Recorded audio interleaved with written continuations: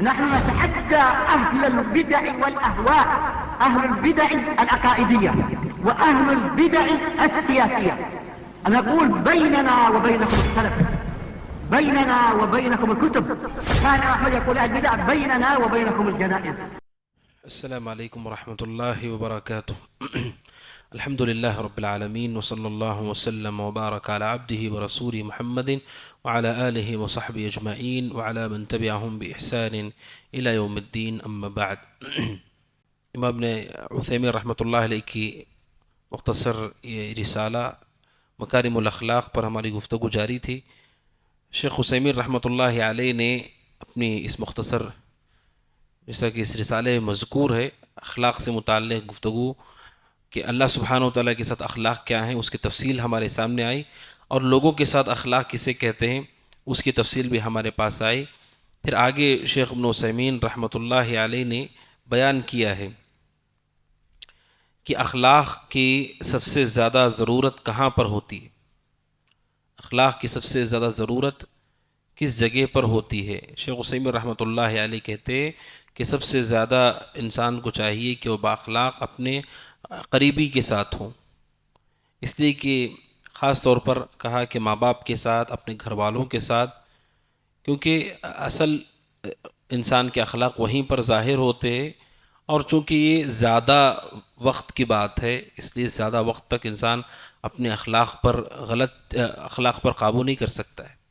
یعنی اس کو سمجھنے کے لیے ہم یہ کہیں کہ کوئی آدمی کسی سے ملاقات کرتا ہے تھوڑی دیر کے لیے، تھوڑے وقت کے لیے، تو وہ کوشش یہی کرتا ہے کہ اس کے اخلاق اچھے ہوں، کوشش یہ کرتا ہے کہ اس کے اخلاق اچھے ہوں، لیکن حقیقی معنی میں وہ اخلاق والا ہے کہ نہیں، اس کے لیے ضابطہ اور ترازو یہ ہے کہ وہ گھر والوں کے ساتھ اچھے اخلاق سے پیش آئے، اپنے قریبیوں کے ساتھ، بیوی بچے، ماں باپ اور اس کے رشتہ دار، اس کے اڑوس پڑوس، جہاں وہ کام کرتا ہے، جہاں اس کا زیادہ وقت لگتا ہے، وہاں اس سے اچھے اخلاق والا ہونا چاہیے. بقیہ جو ہماری الگ الگ ملاقاتیں ہیں، ان ملاقاتوں میں ہر ایک کو اتنی سمجھ تو ہے ہی کہ وہ اچھی طرح سے پیش آئے. میری آپ کی ملاقات 10 منٹ 5 منٹ ہفتے میں 2 مہینے میں کہیں ایک بار ہوتی ہے، تو آپ بھی اچھے اخلاق سے پیش آئیں گے، میں بھی اچھے اخلاق سے پیش آؤں گا. یہ اصل کمال نہیں ہے، اتنی سمجھ سب کو بھی ہوتی ہے.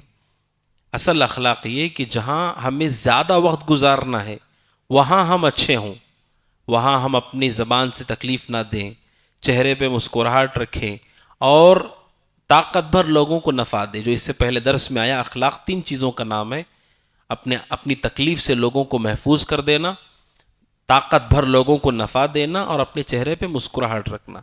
یہ اخلاق سب سے زیادہ انسان کو چاہیے کہ وہ اپنے اقارب میں، قریبیوں میں اسے استعمال کرے. شیخ عثیمین رحمۃ اللہ علیہ نے آگے ایک اہم بات بیان کی ہے، وہ یہ ہے کہ اخلاق کے حوالے سے کہ علم کے ساتھ ضرورت ہے کہ تربیت بھی ہو اخلاق کی. شیخ عثیمین رحمۃ اللہ علیہ کہتے ہیں کہ آج کی اہم ضرورت ہے کہ علم کے ساتھ اخلاق کی تربیت ہو، کیونکہ کہتے ہیں قد یکون ضرر اکثر من نفعہ، کہ اگر انسان کے پاس علم ہو لیکن تربیت اگر اچھی نہ ہو، اخلاق اگر اچھے نہ ہوں، تو اس کا نقصان بسا اوقات اس کے فائدے سے زیادہ ہو جاتا ہے. علم ہے اس کے پاس لیکن علم کے ساتھ تربیت اور ادب نہیں ہے.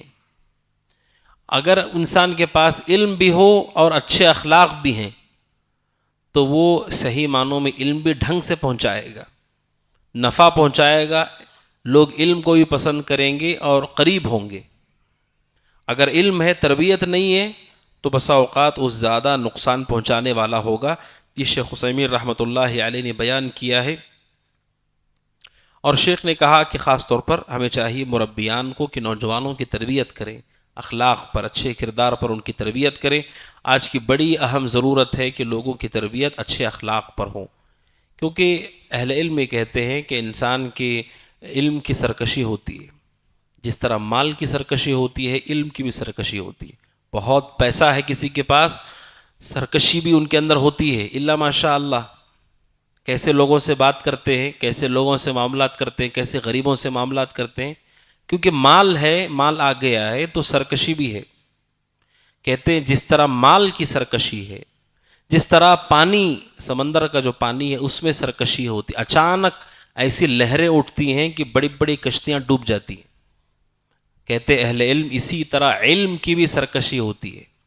جن کے پاس علم ہوتا ہے ان کے اندر بھی سرکشی ہوتی ہے، ان کے اندر اکڑ ہوتی ہے، ان کے اندر غصہ ہوتا ہے، ان کے اندر جلد بازی ہوتی ہے، ان کے اندر لوگوں کو حقیر سمجھنا، اس جیسی بہت بری صفات پائی جاتی. جس طرح مال انسان کو سرکش بنا دیتا ہے، علم کی وجہ سے بھی سرکشی آتی ہے. لہٰذا علم کے ساتھ شیخ عثیمین رحمۃ اللہ علیہ کہتے ہیں کہ تربیت ہونی چاہیے کہ اخلاق بھی ہمارے اندر ہو، آداب بھی ہمارے اندر ہوں. اسی لیے بعض سلف سے متعلق ہے، انہوں نے کہا کہ علم کے 70 ابواب سیکھنے سے بہتر ہے کہ آپ ادب کا ایک باب سیکھو. 70 ابواب علم کے سیکھنے سے بہتر ہے ادب کا ایک باب سیکھو. اسی لیے بعض اہل علم نے نقل کیا ہے کہ بعض سلف کے پاس کوئی آیا سائل سوال کرنے کے لیے کسی علم کے مسئلے کے بارے میں، اس کا جو لہجہ اور طریقہ تھا اسے دیکھ کر کے انہوں نے کہا جاؤ پہلے یہ سیکھو کہ سوال کیسے کرتے، سوال کا کیا جواب ہے وہ بات کی چیز ہے، پہلے یہ سیکھ کر آؤ کہ سوال کرنے کا طریقہ کیا ہے. یعنی کہ علم لیکن تربیت اس کے پاس نہیں ہے تو اسے یہ بھی نہیں معلوم کہ سوال کرنے کا ادب کیا ہے. لہٰذا شیخ عثیمین رحمۃ اللہ علیہ کہتے خاص طور پر آج کے زمانے میں علم کے ساتھ اخلاق کی تربیت از حد ضروری ہے. اور شیخ عثیمین رحمۃ اللہ علیہ نے کہا کہ انسان کے لیے اخلاق پر اپنے آپ کو باقی رکھنا یہ آسان نہیں ہے، اس کے لیے جہد چاہیے، محنت اور مشقت چاہیے، کوشش مسلسل کرتا رہے تب جا کر وہ اخلاق پر باقی رہ سکتا ہے. بعض بری صفات ایسی ہوتی ہے ہمارے اندر کہ اس پر قابو کرنا بہت ضروری ہوتا ہے اور وہ ہمارے پورے اخلاق کو خراب کر دیتے. اب دیکھیے کوئی ایک آدمی ہے سماج کا، وہی چور بھی ہے، وہی جھوٹا بھی ہے، وہی مکار بھی ہے، وہی مارنے والا بھی ہے، وہی گالی دینے والا بھی. ایسا نہیں ہوتا ہے. کوئی چور ہے، کوئی گالی دینے والا ہے، کوئی جھوٹا ہے. ایک ایک دو صفات ایسی ہمارے اندر ہوتی ہے جو ہماری پوری شخصیت کو خراب کرتی ہے. ہمارے اندر سب برائیاں نہیں ہوتی ایک ساتھ، ایک آدھ صفات بہت زیادہ ہماری شخصیت کو نقصان کرتی ہے. لہٰذا شیخ عثیمین رحمۃ اللہ علیہ کہتے مومن کو چاہیے کہ اپنے نفس کا محاسبہ کرے، وہ کون سی چیز میرے اندر ہے جو مجھے برے اخلاق کی طرف لے جا رہی ہے. ہر آدمی کو دیکھنا چاہیے. بسا اوقات انسان زبان کا تیز ہوتا ہے، ہر آدمی سے بحث کرتا ہے. بسا اوقات انسان ایسا ہوتا ہے کہ خواتین کی طرف اس کا میلان زیادہ ہے، اسے ڈرنا چاہیے کہ اس فتنے میں مبتلا ہو جائے گا. بعض ایسے ہیں جن کے اندر امانت داری نہیں ہے، آپ انہیں مال دو اس میں غبن کریں گے، دھوکہ کریں گے. تو ہمارے اندر کیا کیا خرابیاں ہیں، ایک آدھ صفت ایسی ہوتی ہے جو ہماری پوری شخصیت کو خراب کر دیتی. اسی لیے انہوں نے ایک حدیث ذکر کی ہے کہ اللہ کے نبی علیہ السلام کے پاس ایک شخص آئے، یہ حدیث بخاری کی ہے. انہوں نے آ کر کے اللہ کے نبی سے کہا یا رسول اللہ اوصنی، کہا اللہ کے نبی آپ مجھے وصیت کیجئے. وصیت کا مطلب ایک خاص اہم بات جسے میں لازم پکڑوں، اسے وصیت کہتے ہیں. کہا مجھے وصیت کیجئے. اللہ کے نبی نے فرمایا علیہ السلام لا تغضب، آپ نے کہا غصہ مت کرو، آپ نے کہا غصہ مت کرو. فردد مرارا، وہ بار بار یہی پوچھتے رہے وصیت کیجئے وصیت کیجئے. آپ ہر بار یہی بول رہے تھے غصہ مت کرو، کیونکہ اللہ کے نبی کو معلوم پڑا کہ انہیں چاہیے کہ وہ غصے سے دور رہے، کیونکہ غصہ ایک بری صفت ہے، بہت نقصان اس سے ہو جاتا ہے. غصہ آیا اور انسان نے ایسا قدم اٹھایا جس قدم نے اسے ہر طرح سے نقصان پہنچایا، ہر طرح سے اسے پریشانی مبتلا کر دیا. اب دیکھیے جو جیل میں بند ہیں اس میں بڑی تعداد ان لوگوں کی ہے جن کے اندر یہی ایک صفت بری پائی جاتی تھی یا پائی جاتی ہے، وہ غصہ ہے. اپنی ماں کو قتل کر دیا، باپ کو مار دیا، بیوی کو مار دیا، بچے کو مار دیا، دوست کو مار دیا، پڑوسی کو مار دیا. جھگڑے اور پریشانی تو سب جگہ ہے. دنیا میں کوئی ایسی جگہ نہیں جہاں جھگڑا نہ ہوتا ہو، جہاں اختلاف نہ ہوتا ہو. لیکن جان سے کیوں مار دیا؟ کیونکہ وہ اپنے غصے پر قابو نہیں کر سکا. اس ایک بری صفت نے اسے قتل کروایا. یہی غصہ انسان سے چوری کرواتا ہے، یہی غصہ انسان سے رشتے کٹواتا ہے، یہی غصہ انسان سے جھگڑا کرواتا ہے۔ سوچئے، دیکھنے میں تو ایک صفت ہے غصہ۔ ابھی قریب کی بات ہے کہ ایک استاذ کو قتل کر دیا گیا، مار دیا گیا۔ پہلے تو یہ لگا کہ ان کی موت ایسے ہی ہوئی ہے، بعد میں جب تحقیقات ہوئی تو پتہ چلا کہ جو ان کے پاس پڑھنے والے شاگرد نوجوان لڑکے تھے، انہوں نے یہ سازش کی اپنے استاد کے لیے۔ استاد ہو سکتا ہے برا ہو، لیکن شاگردوں کو اتنی جرت کیسے آئی؟ کس نے انہیں وہاں تک پہنچایا؟ اللہ کے نبی علیہ السلام کی ایک نصیحت، لا تغضب، غصہ مت کرو، غصے سے چیزیں حل ہونے والی نہیں ہیں۔ غصہ انسان سے طلاق بھی دلوا دیتا ہے۔ 3 طلاق دے دیا، پھر پریشان ہو گیا۔ 2 طلاقیں دے چکا، آخری موقع تھا وہ بھی گنوا دیا، وہ بھی طلاق دے دیا۔ یا ایسے مارا کہ سامنے والے کی موت ہو گئی، یا ایسے مارا کہ ایسا اس کے اوپر زخم لگا ہے کہ اب اس کا علاج نہیں ہو رہا ہے۔ اس لیے شریعت یہ کہتی ہے کہ لا تغضب، انسان کو اپنے غصے پہ قابو کرنا چاہیے، غصے سے دور ہونا چاہیے۔ بخاری کی حدیث ہے، حضرت فاطمہ رضی اللہ تعالیٰ عنہا کے گھر اللہ کے نبی علیہ السلام گئے تو آپ نے دیکھا کہ گھر میں حضرت علی نہیں ہے، اور وہ ایسا وقت ہے جس وقت میں مرد گھر میں ہوتے ہیں، اس زمانے کی بات ہے۔ آپ نے کہا علی کہاں ہیں؟ تو کہا اللہ کے نبی کوئی بات تھی جس کی وجہ سے وہ ناراض ہو گئے، اور ناراض ہو کر کے گھر سے باہر چلے گئے۔ وہ بھی ناراض ہوئے، حضرت علی رضی اللہ عنہ بھی ناراض ہو گئے، بیوی شوہر کا معاملہ ہے۔ لیکن کیا وہ ناراض ہو کر انہوں نے کوئی ایسا عمل کیا، کوئی اقدام کیا جو بعد میں پریشانی کا سبب ہو؟ نہیں، وہاں سے چلے گئے۔ علماء کہتے ہیں انسان غصہ ظاہر کرنے کا طریقہ یہی نہیں ہوتا ہے کہ انسان گالی گلوچ کرے اور مار پیٹ کرے۔ انسان کی خاموشی بھی غصے کا اظہار ہوتا ہے، وہاں سے چلا جانا بھی۔ نبی اکرم صلی اللہ علیہ وسلم سے متعلق ہے، آپ کے سامنے کوئی ایسی چیز ہوتی جسے آپ ناپسند کرتے، آپ کے چہرے سے پتہ چل جاتا تھا کہ آپ کوئی اچھا نہیں لگ رہا ہے، آپ کا پورا چہرہ لال ہو جاتا تھا۔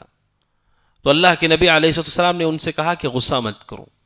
ہمارے اندر جو عیب ہیں، ان عیبوں کی پہچان ہمارے اندر ہونا چاہیے کہ یہ میرے اندر یہ کمی ہے، اور اس اخلاق کو چھوڑنے کی ہمیں محنت کرنی ہے۔ پھر آگے انہوں نے حدیث نقل کی، نبی اکرم صلی اللہ علیہ وسلم فرماتے ہیں لیس الشدید بالسرعہ انما الشدید الذی یملک نفسہ عند الغضب۔ اللہ کے نبی نے فرمایا علیہ السلام کہ وہ شخص بہادر پہلوان نہیں ہے جو لوگوں کو کشتی میں اٹھا کر پٹک دے۔ آپ نے کہا پہلوان وہ ہے جو غصے میں اپنے آپ کو قابو کر لے۔ طاقت کا کیا فائدہ ہے؟ طاقت سے تو فائدہ ہونا چاہیے، انسان کے پاس طاقت ہے لیکن غصے پہ کنٹرول نہیں ہے۔ بہت بڑا پہلوان ہے، غصے میں گیا کسی کو قتل کر دیا، اب جیل میں ہے، عمر قید کی سزا ہو گئی اس کو۔ حدیث کہتی ہے کہ آپ کے پاس طاقت ہے تو طاقت کا فائدہ آپ کو ہونا چاہیے۔ اس لیے آپ نے کہا بہادر وہ نہیں جو اٹھا کے پٹک دے، بہادر وہ ہے جس کے پاس اخلاق کی علم ہو، معرفت ہو کہ غصہ آئے تو مجھے قابو کرنا ہے، کنٹرول کرنا ہے، تاکہ اس کی وجہ سے بڑا نقصان، بڑی پریشانیاں نہ ہوں۔ آپ دیکھیں گھروں کے اندر خاص طور پر جو مربیان ہیں، بچوں کو غصہ کرتے کرتے کرتے اس درجے میں وہ جا چکے ہیں، اب ان کے پاس ماں باپ کی نصیحت کی کوئی اہمیت نہیں ہے، اس لیے کہ انہیں لگتا ہے کہ ان کا کام ہی یہی ہے کہ غصہ کریں۔ ہمارا ہر کام غلط ہے، ہمارا ہر عمل غلط ہے، یہ صرف غصہ ہی کرتے ہیں۔ بچوں کے پاس ماں باپ کی نصیحت کی اہمیت نہیں رہی، یہ تربیت کا صحیح طریقہ نہیں ہے۔ ہر دفعہ غصے کا اظہار انسان کی باتوں کو کمزور کر دیتا ہے، انسان کی نصیحت کو کمزور کر دیتا ہے۔ بار بار غصہ آپ کریں، پھر آپ نصیحت کرنے کے لیے بٹھائیں، وہ آپ کی نصیحت نہیں سنیں گے۔ اس لیے اللہ کے نبی نے کہا غصے سے بچو، اس لیے کہ غصہ انسان کو بہت نقصان دیتا ہے۔ پھر شیخ عثیمین رحمۃ اللہ علیہ کہتے ہیں ایک اہم بات جو انہوں نے ذکر کی ہے وہ یہ ہے کہ ہمیں آپس میں اچھے اخلاق کو سیکھنے اور سکھانے میں ایک دوسرے سے مسابقہ کرنا چاہیے، ایک دوسرے سے کمپٹیشن کرنا چاہیے، ایک دوسرے سے ہمیں سیکھنا چاہیے۔ ایسا نہیں کہ میرے اندر پورے اچھے اخلاق ہیں، آپ کے اندر بہت اچھے اخلاق ہو سکتے ہیں، مجھے کچھ سیکھنا چاہیے، آپ کو کچھ سیکھنا چاہیے۔ ہمیں ایک دوسرے سے اخلاق کو سیکھنا چاہیے اور اپنی اولاد کو بھی تربیت دینا چاہیے کہ بااخلاق لوگوں سے سیکھو، ایک دوسرے سے ہم اخلاق کو سیکھیں، بعض لوگوں کے اندر تواضع بہت زیادہ ہوتا ہے، ان کے اندر کوئی دکھاوا نہیں ہوتا ہے، کوئی بڑپن نہیں ہوتا، بہت سادہ ہوتے ہیں۔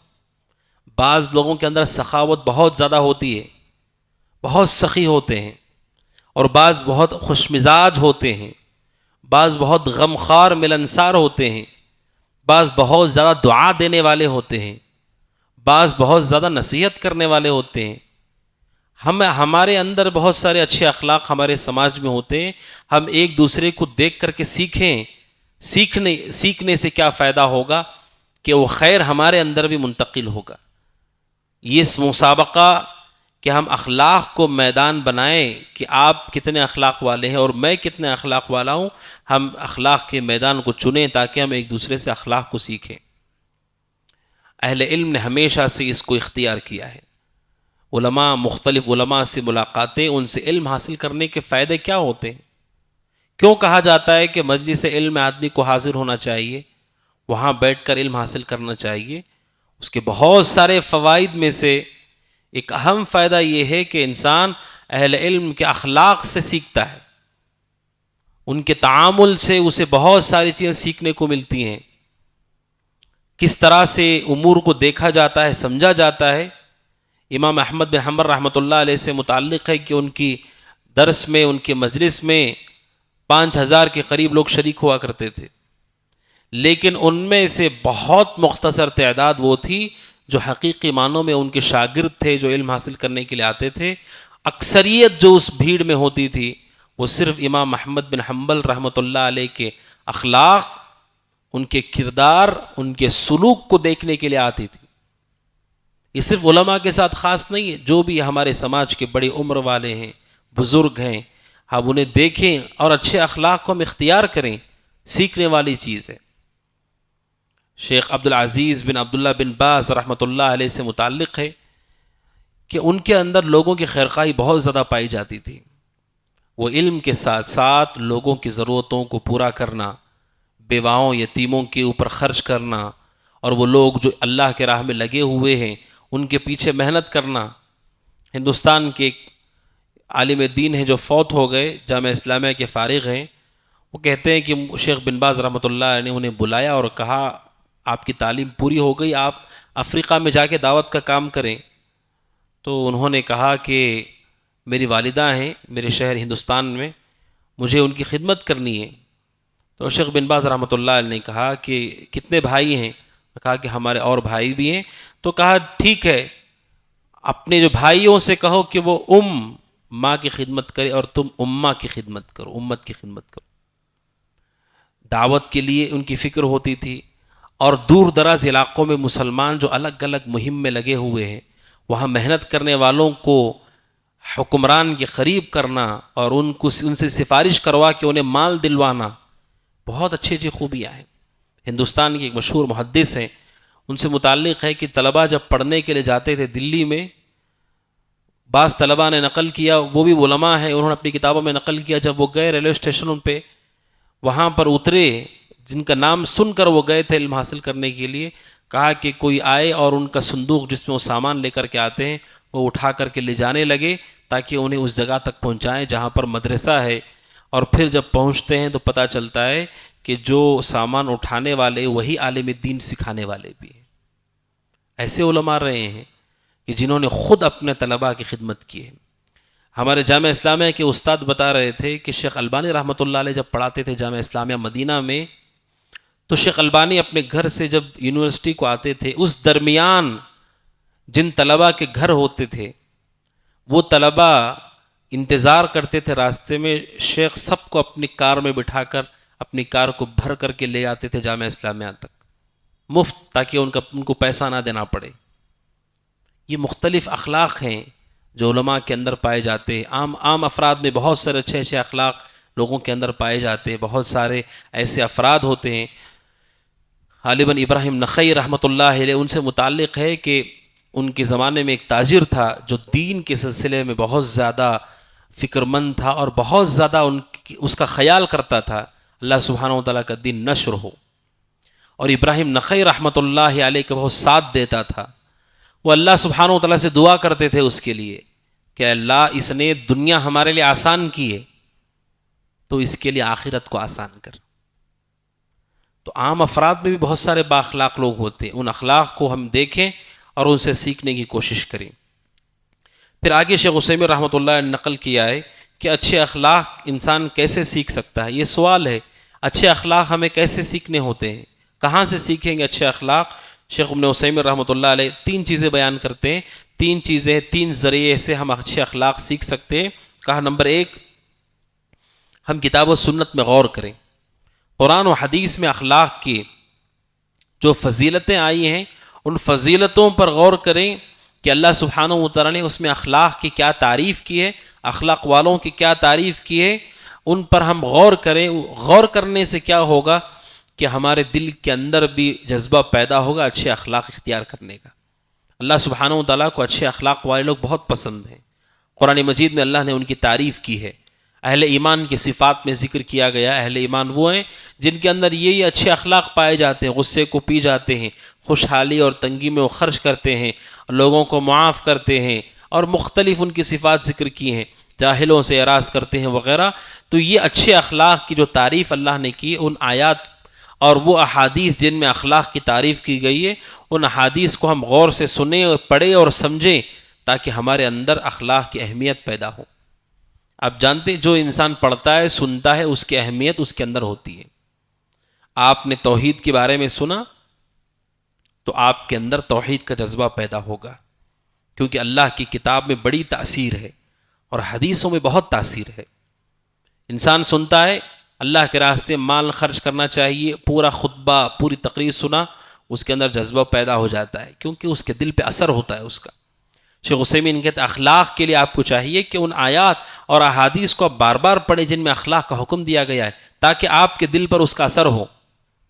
جیسے مشہور حدیث ہے، نبی اکرم صلی اللہ علیہ وسلم نے فرمایا انا زعیم ببیت فی اعلی الجنہ لمن حسن خلقہ۔ آپ نے کہا کہ میں ضمانت دیتا ہوں اس شخص کے لیے جو اپنے اخلاق کو اچھا کر لے کہ اسے اللہ سبحانہ و تعالی جنت کی اعلیٰ مقام میں گھر دے گا۔ اچھے اخلاق، اس سے جنت میں انسان کو گھر ملے گا اونچی جگہ پر۔ اب اس حدیث کو جو بار بار پڑھتا رہے گا اس کے دل کے اندر اخلاق کی اہمیت پیدا ہوتی رہے گی۔ لہٰذا ان اخلاق کی احادیث آیات کو پڑھتے رہیں، سنتے رہیں، اور علماء کے وہ بیانات، وہ دروس جو اخلاق سے متعلق ہیں ان کو ہم سنتے رہیں، پڑھتے رہیں، تاکہ ہمارے دلوں کے اندر یہ احساس جاگتا رہے، تاکہ ہمارے دلوں کی اصلاح ہوتی رہے، ہماری تربیت ہوتی رہے۔ یہ پہلا ذریعہ ہے کہ ہم کتاب و سنت پہ غور کریں۔ دوسرا ذریعہ کیا ہے جس سے انسان کو اچھے اخلاق جس سے وہ سیکھ سکتا ہے، وہ یہ ہے ان یصاحب من عرف بحسن الاخلاق، ایسے لوگوں کی دوستی کرے جو اخلاق میں، اچھے اخلاق میں مشہور ہوں، معروف ہوں، سماج انہیں اچھے اخلاق والا سمجھتا ہو۔ ایسے اخلاق والوں کے ساتھ ہمیں دوستی کرنا چاہیے، اس لیے کہ انسان کی اندر اللہ سبحانہ و تعالیٰ ایسا رکھا ہے معاملہ کہ وہ متاثر ہوتا ہے، اچھائی سے بھی متاثر ہوتا ہے، برائی سے بھی متاثر ہوتا ہے۔ کوئی انسان جا رہا ہو، اچانک وہ گانے سننے لگے، اچانک کانوں میں گانوں کی آواز سنے، دل میں کیا کیفیت پیدا ہوتی ہے؟ انسان ایسے ہی، ہم لوہے سے نہیں بنے ہوئے، گوشت سے بنے، گوشت خون سے بنے ہوئے، ہمارا معاملہ یہ کہ ہمارے اوپر اثر ہوتا ہے ان چیزوں کا۔ اسی لیے گانوں کو زنا کا رقیہ کہا گیا ہے، یعنی جس سے انسان زنا پر کے راستے پر چلتا ہے اس کا رقیہ، جس طرح انسان قرآن سے دم کرتا ہے، زنا کاری کے لیے گانوں سے دم کیا جاتا ہے۔ گانے سننے والا شخص زنا کی طرف مائل ہوتا ہے۔ آپ سوچئے گانا ایسی چیز ہے، آپ کے کانوں میں پڑے، آپ کے دل کے اندر وہ جذبات پیدا ہونے لگتے ہیں، وہ احساس پیدا ہوتا ہے۔ اسی طرح قرآن آپ سنیں، اللہ سبحانہ و تعالیٰ کی آیات کو آپ سنیں، آپ کے دل میں اس کا اثر ہوتا ہے۔ لہٰذا چونکہ انسان کو اللہ نے ایسے بنایا ہے کہ اس کے اندر تبدیلی آتی ہے سننے سے۔ آپ کو کوئی اچھی طرح بات کرے مسکرا کر کے، آپ خوش ہو جائیں گے صرف باتوں سے، کچھ آپ کو نہ دے، صرف اچھی بات کرے، دور کھڑے ہو کر کے آپ کو خوشی محسوس ہوگی۔ کیوں؟ کیونکہ وہ کلمات آپ کے اندر اثر کر رہے ہیں۔ وہی کوئی آدمی نہا دھو کر کے اچھا لباس پہن کر کے جا رہا ہو اور راستے میں کوئی اسے گالی دے دے، اس کی ماں اور اس کے والد کو گالی دے دور بیٹھ کر کے ہی، اس گالی سے کیا ہو، اس کو سننے کے بعد کیا ہوگا؟ انسان کا پورا چہرہ بدل جائے گا، اس کے جسم کے اندر تبدیلی آ جائے گی۔ جو آدمی آپ سے اتنا دور بیٹھا ہے، آپ کے جسم میں کیسے تبدیلی آ رہی ہے؟ یہی جملے اور یہی کلمات ہیں۔ انسان ایسے ہی بنا ہے، اچھی چیزوں سے متاثر ہوتا ہے، بری چیزوں سے بھی متاثر ہوتا ہے۔ اسی لیے پیارے رسول نے کہا کہ یہ حدیث شیخ عثیمین نقل کی، بخاری کی یہ حدیث ہے اور مسلم کی حدیث ہے، اللہ کے نبی نے فرمایا علیہ السلام مثل الجلیس الصالح والجلیس السوء کحامل المسک ونافخ الکیر۔ آپ نے کہا کہ جو آدمی اچھے انسان سے دوستی کرتا ہے اس کی مثال ایسے ہے جیسے کوئی شخص ہے جس نے مشک کی خوشبو، جو سب سے قیمتی بہترین خوشبو مانی جاتی ہے، وہ خوشبو اٹھائے ہوئے ہو، خوشبو اس کے پاس ہو، جو اس کے پاس بیٹھا ہوا ہے۔ ایسے ہی مثال ہے اس آدمی کی جس کے دوست اچھے ہوں۔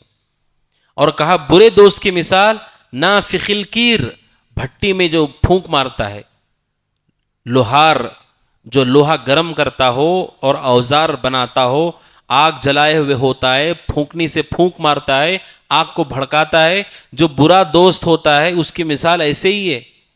آپ نے اور کلیئرٹی کے ساتھ، وضاحت کے ساتھ آگے کہا کہ اگر کوئی آدمی خوشبو رکھنے والے سے دوستی کرتا ہے جس کے پاس مشک کی خوشبو ہو، تو تین چیزیں ہو سکتی ہیں۔ یا تو آپ کو خوشبو بیچے گا، آپ خرید لیں گے، آپ کو بھی خوشبو محسوس ہوگی۔ اگر آپ نے خریدا نہیں، اس نے بیچا نہیں، تو آپ کو ہدیہ دے گا، تحفہ دے گا، تب بھی آپ کو خوشبو محسوس ہوگی۔ اگر اس نے ہدیہ بھی نہیں دیا، بیچا بھی نہیں، لیکن چونکہ اس کے پاس مشک ہے، آپ اس کے پاس بیٹھیں گے تو آپ کو اچھی خوشبو آئے گی، تو آپ کے دل میں محبت پیدا ہوگی خوشبو سے۔ آپ نے کہ یہی مثال اچھے دوست کی ہے۔ یا تو اچھے دوست سے آپ خود بخود اچھی چیزیں سیکھ لیں گے، آپ اس کے ساتھ رہنے لگے، اچانک آپ کے اندر یہ صفت آ گئی، پہلے ایک کمی تھی، آپ نے سیکھ لیا، اسے دیکھ کر سیکھ لیا، یا ایسے ہی جیسے آپ نے اسے خرید لیا۔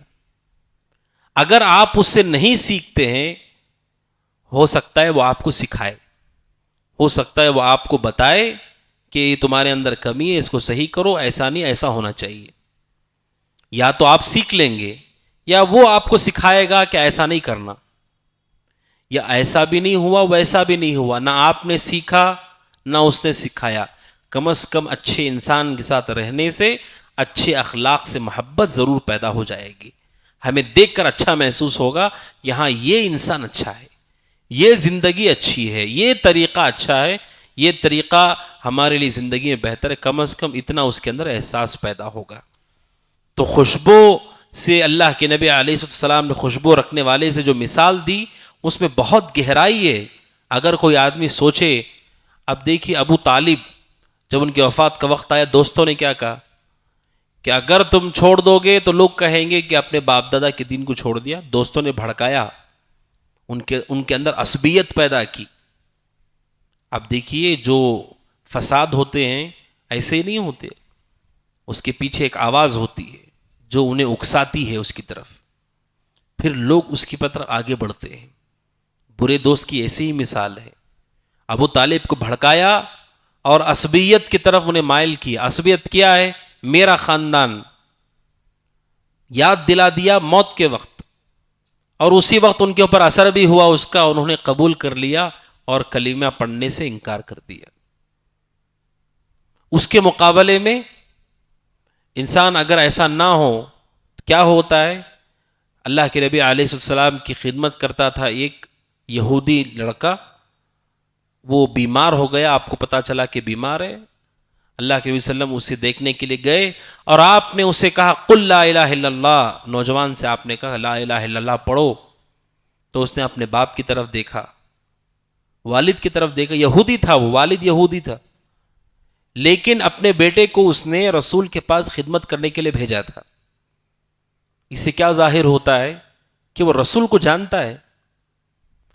باپ کی طرف اس نے دیکھا اور اس بچے کی موت کا وقت تھا، بیماری ایسی تھی اس کے موت کا وقت تھا، اس کے باپ نے اسے کہا اطع ابا القاسم، اپنے اس بچے سے، بیٹے سے اس نے کہا ابو القاسم یعنی رسول صلی اللہ علیہ وسلم کی کنیت ہے ابو القاسم، کہا کہ ابو القاسم کی اطاعت کرو، بات مان لو ان کی، اور اس بچے نے، اس نوجوان نے کلمہ پڑھ لیا اور اس کا انتقال ہو گیا۔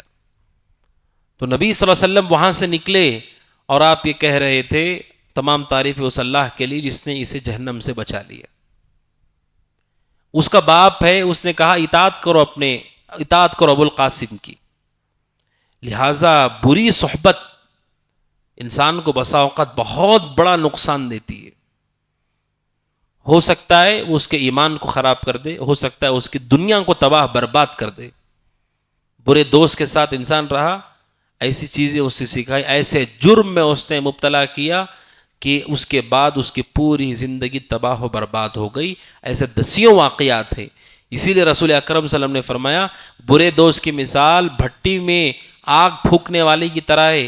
آپ وہاں جاؤ گے یا تو آپ کا کپڑا جلے گا، نہیں جلے گا تو کم از کم دھواں، خطرناک دھواں آپ کو تکلیف ضرور دے گا۔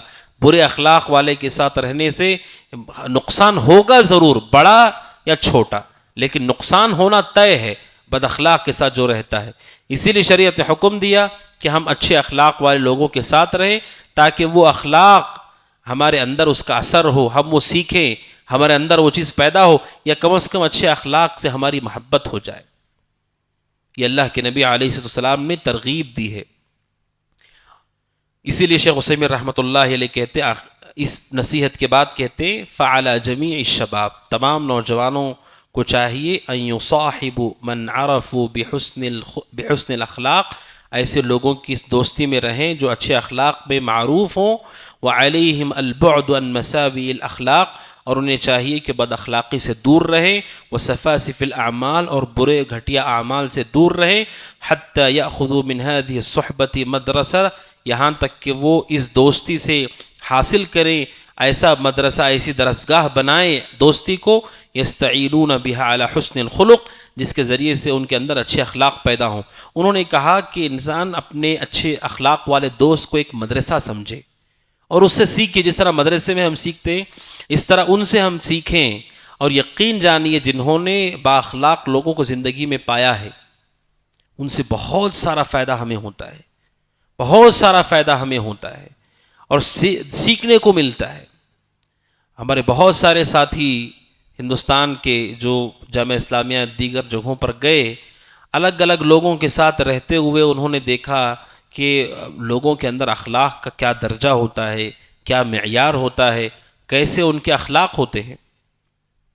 ابھی مشہور واقعہ ابھی کتابتاً اور تحریری طور پر بھی نشر کیا گیا، آپ میں سے بعض نے پڑھا ہوگا، سعودی عرب کے مشہور معروف شخصیت عالم دین شیخ عبدالرزاق البدر حفظہ اللہ، جو کہ مشہور ہیں اپنے علم، زہد، تربیت اور اخلاق میں امتیاز رکھتے ہیں علماء میں۔ شیخ عبدالرزاق البدر حفظہ اللہ، ان کے گھر کے جو ڈرائیور ہیں وہ سخت بیمار ہیں، آندرا میں وہ ہوتے ہیں، سخت بیمار ہیں۔ شیخ عبدالرزاق البدر کی شخصیت اہل علم سے مخفی نہیں ہے۔ یہ واقعہ ہمارے استاد شیخ عبدالحسیب مدنی حفظہ اللہ نے لکھا کہ شیخ عبدالرزاق البدر حفظہ اللہ چند دنوں پہلے ہندوستان آئے تھے، لیکن کسی کو نہیں معلوم کہ ہندوستان آئے تھے۔ اگر یہاں کے علماء کو معلوم پڑتا، ذمہ داران کو معلوم پڑتا تو پھر وہ ہنگامہ ہو جاتا، اتنی بڑی شخصیت ہندوستان آئی ہے، پھر ان کو کسی صورت نہ چھوڑا جاتا۔ شیخ عبدالرزاق البدر حفظہ اللہ، ان کی گھر میں جو ڈرائیور تھے، ٹیکسی چلاتے تھے، وہ بیمار ہیں، شدید بیمار ہیں۔ اس سے ملنے کے لیے اتنا بڑا شخص جو مسجد نبوی میں درس دیتا ہے، انہوں نے چھٹی کی وہاں پر اور سفر کر کے ہندوستان آئے اور شرط رکھی کسی کو نہیں بتانا کہ میں آیا ہوں، کسی کو ظاہر نہیں کرنا کہ میں آیا ہوں، اور آئے اکیلے، اور انہوں نے جا کر کے اس شخص سے گھر میں جہاں پر وہ اسپتال میں ملاقات کی، اور انہیں دم کیا، دعائیں دی، اور فون پر ان کے جو والد ہیں جو محدث مدینہ عبد المحسن عباد حفظہ اللہ، ان سے بات کروائی، گھر کے افراد سے بات کروائی، انہیں نصیحت کی، انہیں دلاسا دیا، اور پھر واپس سعودی عرب چلے گئے۔ کہاں ایسے اخلاق ہمیں دیکھنے کو ملتے ہیں کہ ایک آدمی اپنے گھر میں ٹیکسی چلانے والے کے حوالے سے وہ ہمدردی دل میں رکھتا ہے کہ پیسہ خرچ کر کے مسجد نبوی میں درس دینے والا شخص ہندوستان آئے اور عیادت کرے، جو کہ عظیم عبادت ہے، اور نصیحت کرے، سمجھائے، ہمت دے، مدد کرے ان کی۔ اور لوگوں کو بتائے بغیر چلے جائے، کیونکہ ان کا مقصود کیا ہے؟ مقصود یہ نہیں ہے کہ لوگ جانیں. یہ اخلاق مدرسہ حقیقت میں ایسی صحبت کسی کو ملتی ہے انسان سیکھے. یہ مشہور چیزیں جو آپ کے سامنے میں رکھ رہا ہوں، ہم اپنے سماج اپنے شہر میں دیکھیں کہ ہمارے آس پاس رہنے والوں میں جو اچھی صفات ہیں، اچھی خوبیاں ہیں، بعض ایسے ہوتے ہیں جن کا سینہ بہت کشادہ ہوتا ہے. کتنے بھی مسائل ہو جائیں ان کا سینہ بہت کھلا ہوتا ہے، وہ زیادہ اس کی طرف توجہ نہیں کرتے، اپنے کام پر وہ ہوتے ہیں اور کھلے دل کے ساتھ ہوتے ہیں، مسکرا کر کے ملتے ہیں. وہ سیکھنے والی صفت ہے. بعض ایسے جو بہت صبور ہوتے، بہت صبر ان کے اندر ہوتا ہے، بہت بردباری ہوتی ہے، جہالت پہ بہت زیادہ وہ صبر کرتے ہیں. جو ہمارے سماج میں جو بھی اخلاق میسر ہیں ان اخلاق کو ہم دیکھیں اور سیکھیں اور اسے مدرسہ بنا کر کے ہم اسے اختیار کریں. اور تیسری چیز جس سے ہمارے اندر اخلاق پیدا ہو سکتے وہ یہ ہے کہ ہم یہ دیکھیں کہ بد اخلاقی کی وجہ سے ہمارے اوپر کیا برا اثر ہوگا، کیا نقصانات ہے بد اخلاقی کی. اس پر غور کرنا چاہیے کہ بد اخلاق انسان اللہ کو ناپسند، اللہ اسے پسند نہیں کرتا ہے. ہمارا جسم اچھا ہے، چہرہ خوبصورت ہے، لباس اچھا ہے، اخلاق اچھے نہیں تو اللہ اسے پسند نہیں کرتا ہے. ہم یہ دیکھیں بد اخلاق جو ہوتے ہیں کتنے نقصانات ہیں، اللہ انہیں پسند نہیں کرتا ہے اور اللہ کے بندے بھی انہیں پسند نہیں کرتے، چاہے برا آدمی ہی کیوں نہ ہو. برے آدمی کو ہی معلوم ہے کہ یہ آدمی اچھا ہے، برے آدمی کو بھی علم ہے کہ یہ آدمی تو اچھا ہے، ہاں یہ با اخلاق ہے. تو بد اخلاقی کے نقصانات پر ہم غور کریں کہ بد اخلاقی سے انسان اللہ کے نزدیک بھی ناپسندیدہ ہو جاتا ہے اور بندے بھی اسے ناپسند کرتے ہیں اور مختلف برے اوصاف سے اسے پکارتے ہیں. کوئی دھوکے باز دھوکہ دیا کسی نے، بد اخلاقی ہے یہ، اسے دھوکے باز کہہ کے پکارتے ہیں جبکہ نہیں پکارنا چاہیے، لیکن پکارا جاتا ہے. آپ دیکھیے یہ بد اخلاقی کا نتیجہ ہے. اللہ بھی سبحانہ و تعالیٰ بھی ناراض ہے، بندے بھی ناراض ہیں اور مختلف برے اوصاف سے پکارا جاتا ہے اس کو. لہٰذا ان نقصانات کو دیکھے کہ ان نقصانات کی وجہ سے شخصیت پر کیا اثر ہوگا، ہماری عبادتوں پر کیا اثر ہوگا، اور پھر وہ غور کرے اور ان بد اخلاقیوں سے دور ہو جائے. بسا اوقات ایک انسان بد اخلاق ہوتا ہے، پورے کا پورا گھرانہ اسی عزت میں آ جاتا ہے. حتیٰ کہ جن کی یہاں بیٹیاں ہیں، بیٹیوں کی شادی کا مسئلہ ہو جاتا ہے، شاید نکاح کے پیغام آنے بند ہو جاتے ہیں. انہوں نے بیٹیوں نے کچھ نہیں کیا، باپ کی غلطی ہے یا بڑے بیٹے کی غلطی ہے، گھر میں کسی نوجوان کی غلطی ہے، لیکن اس اخلاق نے نقصان کیا. ہونا تو نہیں چاہیے لیکن نقصان کیا اس نے. لہٰذا بد اخلاقی سے دین کا بھی نقصان ہے، دنیا کا بھی نقصان ہے، تجارت کا بھی نقصان ہے، دوستی میں بھی نقصان ہے، رشتوں میں بھی نقصان ہے، سب جگہ نقصان ہے. اچھے اخلاق والا ہے، اللہ سبحانہ و تعالیٰ بھی اس سے خوش ہوتا ہے، اس کی تجارت بھی اچھی ہوتی ہے، رشتے بھی اچھے ہوتے ہیں، تعلقات بھی اچھے ہوتے ہیں، دوستی بھی اچھی ہوتی ہے. کیوں؟ کیونکہ اخلاق اس کے اچھے ہیں. تو اخلاق کے کیا، برے اخلاق کے کیا نقصانات ہیں اس کو ہم غور سے دیکھیں اور سمجھیں تاکہ ہم بد اخلاقی سے بچ سکیں. یہ شیخ عثیمین رحمۃ اللہ علیہ نے 3 اہم باتیں بیان کی ہیں کہ اچھے اخلاق کیسے سیکھے جاتے ہیں. کتاب و سنت کے دلائل پہ غور کرنے سے، اچھے لوگوں کی صحبت سے اور بد اخلاقی کے نقصانات کو پہچان کر کے ہمارے اندر اچھے اخلاق آ سکتے ہیں. اور اچھے اخلاق کے بارے میں آگے شیخ عثیمین رحمۃ اللہ علیہ کہتے ہیں الاسوۃ الحسنہ صلی اللہ علیہ وسلم کہ ہمارے لیے اخلاق کے لیے سب سے بڑا مدرسہ، سب سے زیادہ جس کو ہمیں دیکھنا ہے اور جن سے ہمیں سیکھنا ہے وہ ایک ہی شخصیت ہے، جناب محمد الرسول اللہ صلی اللہ علیہ وسلم. آپ جو بھی اخلاق دنیا میں دیکھتے ہیں اہل ایمان کے اندر، یہ اخلاق حقیقت میں کہاں سے لیے ہوئے ہیں، کن سے انہوں نے سیکھا ہے، اس کے پیچھے بھی یہی شخصیت ہے جناب محمد الرسول اللہ صلی اللہ علیہ وسلم.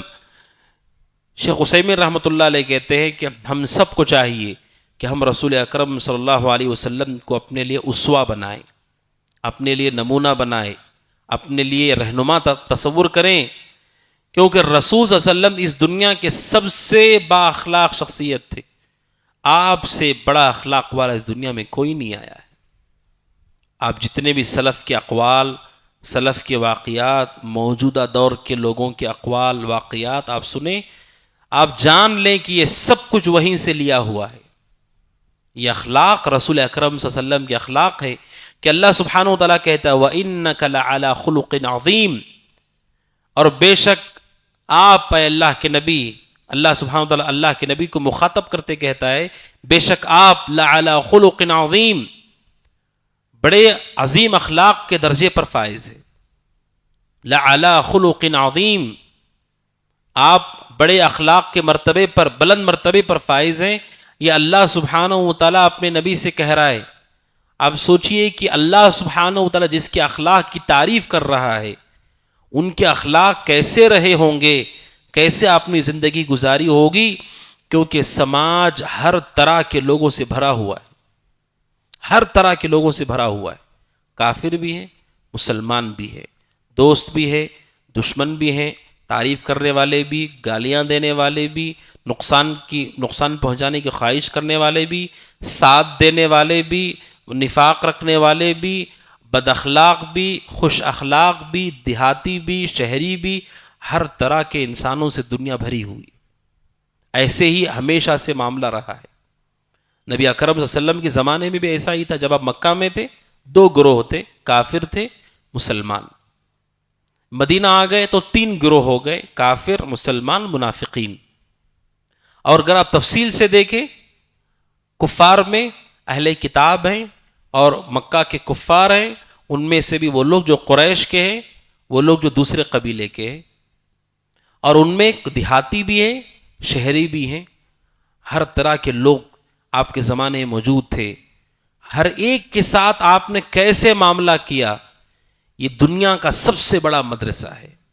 قیامت تک اس سے لوگ سیکھتے رہیں گے، سمجھتے رہیں گے، پڑھتے رہیں گے، پڑھاتے رہیں گے. یہ قیامت تک قائم رہنے والا مدرسہ ہے، رسول اکرم صلی اللہ علیہ وسلم کے اخلاق کا مدرسہ، کہ آپ سے اونچے اخلاق والا اس کائنات میں کوئی نہیں بھیجا گیا ہے. اس زمین پر آپ سے اچھے اخلاق والا کوئی انسان، کسی نے پیر نہیں رکھا جو آپ سے بہتر اخلاق والا. آپ نے سماج کے ہر طبقے کے ساتھ کیا اخلاق سے معاملہ کیا.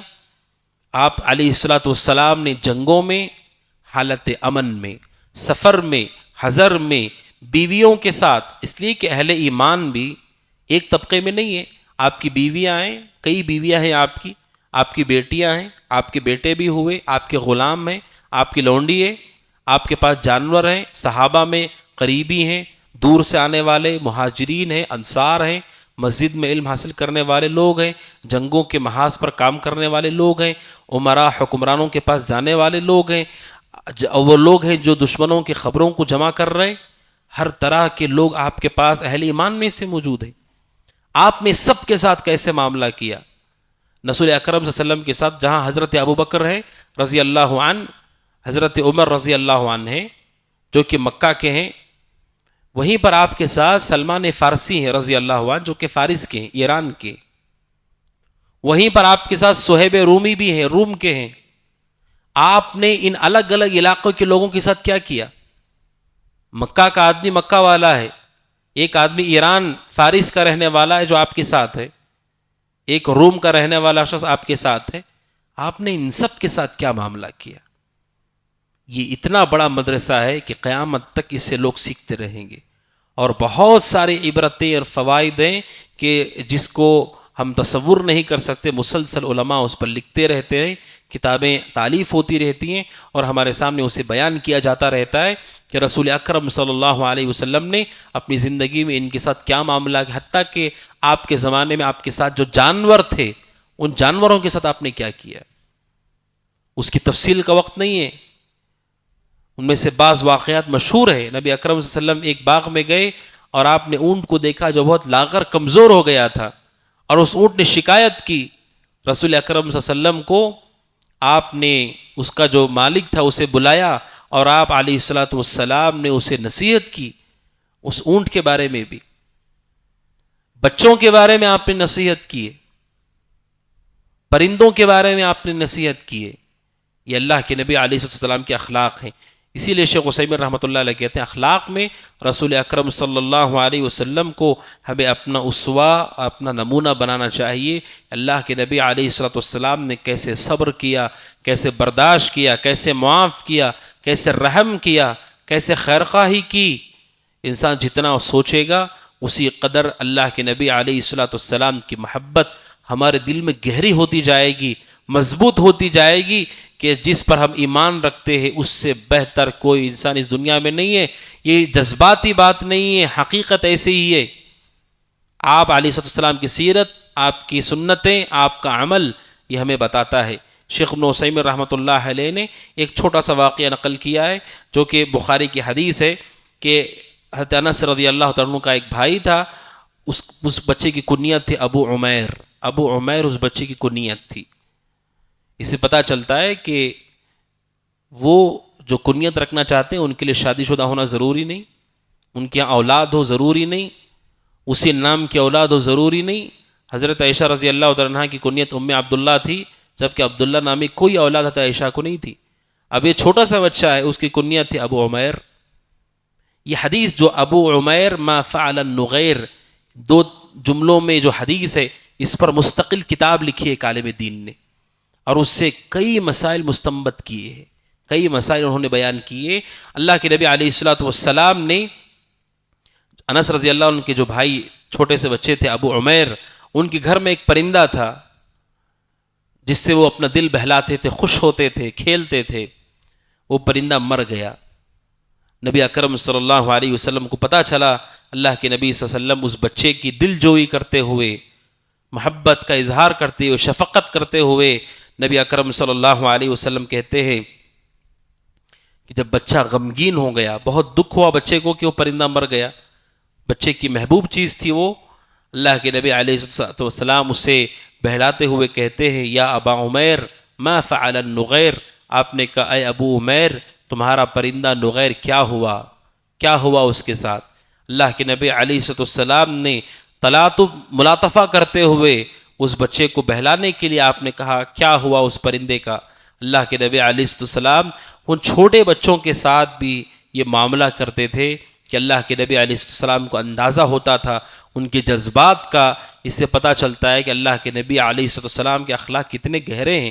اس حدیث کی شرح میں علماء نے ذکر کیا ہے کہ آدمی جتنا اونچا ہونے لگتا ہے اسی قدر وہ لوگوں کے جذبات سے اس کی واقفیت کمزور ہو جاتی ہے.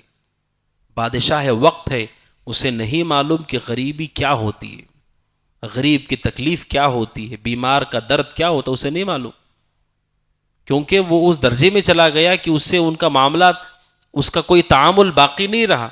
اہل علم حدیث کی شرح میں کہتے مستحب ہے ان لوگوں کے لیے جن کو اللہ سبحانہ وتعالی اونچے مناصب دیے ہیں، حکمران کیوں نہ ہوں، ان کے لیے مستحب ہے کہ وہ ان امور کا بھی خیال کریں. کہ چھوٹا بچہ ہے، چھوٹا بچہ کسی سے کھیلتا ہے، اس کے جذبات اس سے جڑے ہوئے ہیں، اس جذبات کا آپ نے خیال کیا. یہ حکمران اور وہ لوگ جو بڑے مناصب پر فائز ہیں ان کے لیے اس میں درس ہے کہ وہ اوپر ہوتے ہوتے ہوتے ایسا نہ ہو کہ ان کے جذبات ایسے ہو جائیں کہ انہیں سمجھ میں نہیں آ رہا ہے کہ جو بچہ ہے اس کی خوشی کس میں ہے، اسے دکھ کس بات کا ہے. ایسا نہیں ہونا چاہیے، بلکہ اخلاق ایسے ہونے چاہیے کہ وہ بڑا بھی کیوں نہ ہو، چھوٹوں کے بارے میں اسے معلوم ہو کہ ان کے جذبات کیا ہے، ان کے احساسات کیا ہے. یہ اللہ کے نبی علیہ السلام کے اخلاق ہیں. آپ نے بچے کے ساتھ یہ معاملہ کیا. اور اللہ کے نبی علیہ السلام کے بارے میں صحیح مسلم کی حدیث ہے کہ اللہ کے نبی علیہ السلام گزرتے ہوئے بچوں کی جماعت اگر ہو، آپ انہیں خود آگے بڑھ کر کے سلام کرتے تھے. جبکہ مشہور حدیث ہے چھوٹے کو چاہیے کہ بڑے کو سلام کرے. چھوٹے چھوٹے بچے کھیل رہے ہیں، انہیں احساس نہیں، آپ خود آگے بڑھ کر کے انہیں سلام کیا کرتے تھے، سروں پر ہاتھ پھیرا کرتے تھے. بچوں کو اللہ کے نبی اپنی سواری پر سوار کر لیا کرتے تھے. اللہ کے نبی علیہ السلام جو بچے چھوٹے آپ کے پاس لائے جاتے، اللہ کے نبی ان کی تحنیک کرتے، برکت کی دعا دیتے تھے. اللہ کے نبی علیہ السلام کے ساتھ ایسا بھی ہوا کہ بچہ لایا گیا، آپ کی گود میں رکھا گیا، بچے نے پیشاب کر دیا، اللہ کے نبی نے پانی منگوا کر کے اسے صاف کیا، آپ نے ایک لفظ بھی نہیں کہا ہے. کہاں ایسا انسان آپ کو ملے گا اور ایسے اخلاق کہاں ملیں گے کہ اللہ کے نبی علیہ السلام نے اپنی زندگی بچوں کے ساتھ یہ معاملہ کیا ہے. اور ایک آگے شیخ عثیمین رحمۃ اللہ علیہ نے ایک واقعہ نقل کیا ہے جو کہ بخاری کا مشہور واقعہ ہے کہ اللہ کے نبی صلی اللہ علیہ وسلم کے زمانے میں ایک دیہاتی شخص مدینہ میں مسجد نبوی کے اندر آئے، اور آنے کے بعد انہوں نے مسجد کے کنارے پیشاب کرنا شروع کر دیا. اسی لیے حدیث کے الفاظ ہیں جاء اعرابی، اعرابی کہتے ہیں وہ جو دیہات میں رہتے ہیں، دیہات میں جو رہتے ان کے اخلاق، ان کا علم، ان کی تہذیب، ان کی حضارت شہر والوں کی طرح نہیں ہوتی ہے۔ کیوں نہیں ہوتی ہے؟ کیونکہ دیہات میں زیادہ علم نشر نہیں ہوتا ہے، دیہات میں زیادہ علم کی نشر و اشاعت نہیں ہوتی ہے، علماء کی بڑی تعداد دیہاتوں میں نہیں ہوتی ہے، اور وہاں پر جو لوگ ہوتے ہیں وہ جانوروں کے ساتھ، کھیتی باڑی کے ساتھ، جنگلات میں زیادہ ہوتے ہیں، لہٰذا ان کے اندر علم اور اخلاق اور حضارت شہروں کی طرح نہیں ہوتی، بلکہ ایک حدیث میں آپ نے کہا من سکن البادیۃ جفا، آپ نے کہا جو دیہاتوں میں ہوتے ہیں ان کے اندر سختی آ جاتی ہے، وہ سخت ہو جاتے ہیں۔ تو دیہاتی وہ شخص ہے، انہیں نہیں معلوم کہ مسجد میں پیشاب نہیں کرنا چاہیے، اسی لیے آپ دیکھتے ہیں دیہاتی کوئی شخص آتے ہیں، انہیں نہیں معلوم ہوتا ہے کہ یہ چیز کیسے استعمال کرنی ہوتی ہے، اس پہ کیسے چڑھنا ہے، کیسے استعمال کرنا ہے۔ اللہ کے نبی علیہ السلام کی مسجد میں آئے اور ایک کنارے مسجد کے جا کر کے پیشاب کرنا شروع کر دیا۔ نبی صلی اللہ علیہ وسلم کے صحابہ جو مسجد میں تھے بہت ناراض ہو گئے اور غصے میں انہیں روکنے کے لیے وہ لپکتے ہیں، اللہ کے نبی نے روک دیا، آپ نے کہا چھوڑ دو ان کو، چھوڑ دو ان کو۔ آپ نے ایسا کیوں کہا؟ کیونکہ یہ ایک اہم فقہی قاعدہ ہے، قاعدہ یہ ہے کہ دو چیزیں اگر ہوں، ایک طرف نفع ایک طرف نقصان، تو ان میں یہ دیکھا جاتا ہے اگر نقصان نفع سے بہت زیادہ ہے تو پھر ہمیں اس نقصان کا خیال کرنا ہوگا۔ مسجد میں پیشاب کرنے سے روکنا اچھی بات ہے، لیکن جب فوراً انہیں روکا جائے گا تو کیا کیا نقصان ہوگا؟ ایک تو نقصان یہ ہوگا کہ وہ ہو سکتا ہے انہیں پکڑنے کے لیے دوڑ رہے، اگر وہ حرکت کر کے یہاں وہاں ہو گئے تو جہاں وہ پیشاب کر رہے تھے اس کے علاوہ بھی پیشاب کے قطرات نیچے گریں گے۔ دوسرا نقصان یہ ہوگا کہ ان کے جسم کے اوپر بھی اثر ہوگا، اچانک کسی آدمی کو اس طرح سے لپک کر کے پکڑا جائے جبکہ اس حالت میں وہ ہو تو ان کے اوپر بھی نقصان کا خوف ہے۔ اور تیسرا یہ کہ ان کا جو ستر ہے، ان کی آبرو کی جو حفاظت ہے، اس میں بھی خلل ہو سکتا ہے۔ ایک طرف یہ ہے کہ روکنا چاہیے ان کو، اچھی بات ہے، لیکن دوسری طرف نقصان اتنے سارے ہیں اس کے، اور پھر کام بھی اس پر زیادہ ہے، کئی جگہ پر وہ ہو گیا تو پھر اسے پوری طرح صاف کرنا ہوگا۔ اللہ کے نبی نے روک دیا، تو اس حدیث سے علماء نے یہ فائدہ مستنبط کیا ہے کہ اس میں دیکھا جاتا ہے کہ نقصان اور نفع ان جگہوں پر جہاں وہ ایک ساتھ جڑے ہوئے ٹکراتے ہوئے ہمارے سامنے آ جائیں کہ اس میں نفع اور نقصان کتنا ہے۔ آپ نے کہا چھوڑ دو ان کو، صحابہ نے چھوڑ دیا۔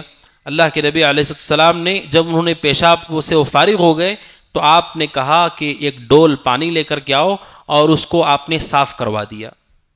وہ شخص موجود ہے، ان کی موجودگی ہی میں آپ نے صاف کروا دیا۔ آپ کے عمل سے پیغام گیا کہ اسے صاف کر دیا گیا ہے۔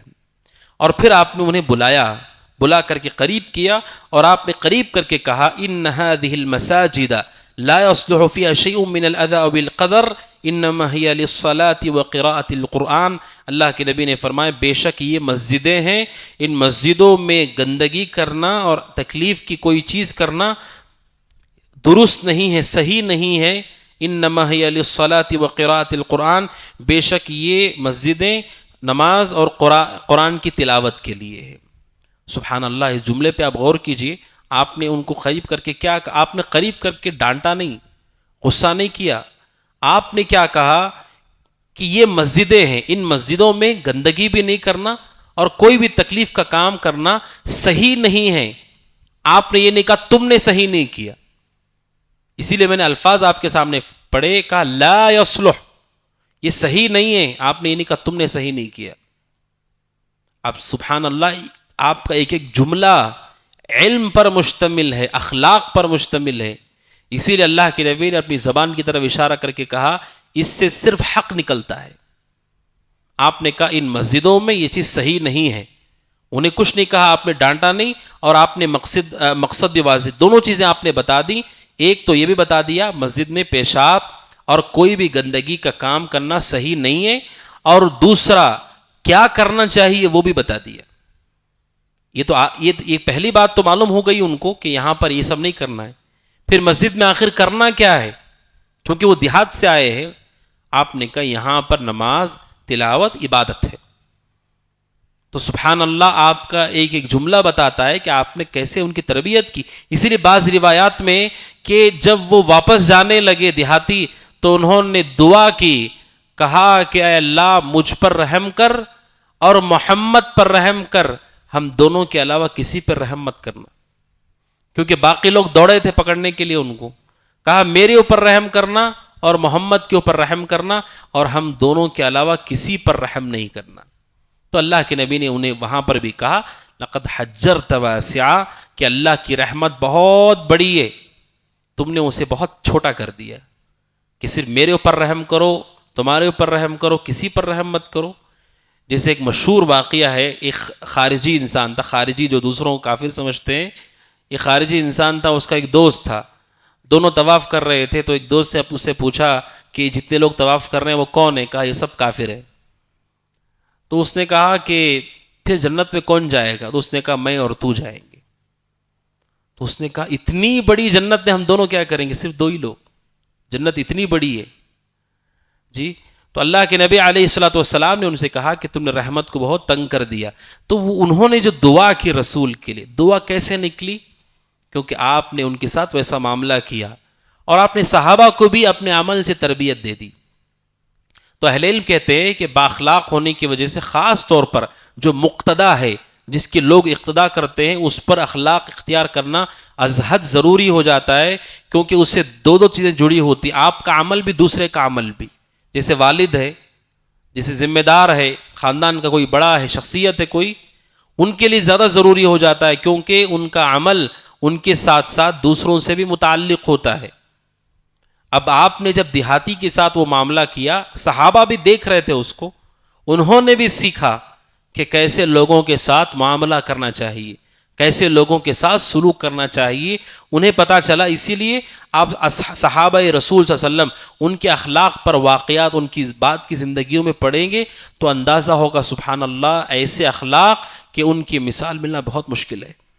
سلمان فارسی رضی اللہ تعالیٰ عنہ سے متعلق امام بخاری نے ادب المفرد میں نقل کیا ہے کہ ان کا ایک غلام تھا, وہ غلام بہت نیک تھا, بہت پرہیزگار تھا. سلمان فارسی رضی اللہ عنہ اسے کوئی بھی سامان دیتے تھے تو گن کر دیتے تھے, حتیٰ کہ گوشت پکانے کے لیے دیتے تو گوشت گن کر دیتے تھے, کنجوسی اور بخیلی کی وجہ سے نہیں, نعوذ باللہ. کیوں دیتے تھے؟ وہ کہتے ہیں انی لاعد العراق خشیۃ الظن, کہ اگر میں گنے بغیر دے دوں, یہ بہت اچھا انسان ہے, شیطان میرے دل میں ڈال دے گا کہ تم نے زیادہ دیا تھا, اس نے گھپلا کیا ہے, تو کہیں اس کے بارے میں میرا دل خراب نہ ہو, چونکہ یہ اچھا آدمی ہے, میرا دل خراب نہ ہو, اس لیے میں اپنے لیے احتیاط کرتا ہوں. اور سلمان فارسی رضی اللہ عنہ کے بارے میں کہ کسی نے دیکھا کہ وہ آٹا گوندھ رہے تھے, آٹا کلا رہے تھے روٹی کے لیے, تو کسی نے کہا کہ آپ کیوں کر رہے ہیں یہ کام, آپ اپنے غلام سے کہے. کہا کہ میں نے اسے کسی اور کام کے لیے بھیجا ہے اور میں نہیں چاہتا کہ ایک ساتھ 2 کام اس کے لیے جمع کروں.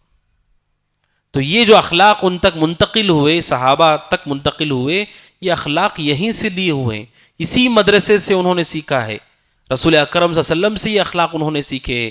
تو اللہ کے نبی علیہ السلام نے ان کو نصیحت کی, اور آپ کی یہ نصیحت اور آپ کا یہ طریقہ بہت ہی غیر معمولی, اور بہت سارے نصیحتیں, بہت سارے فوائد اور بہت ساری عبرتیں اس کے اندر موجود ہیں.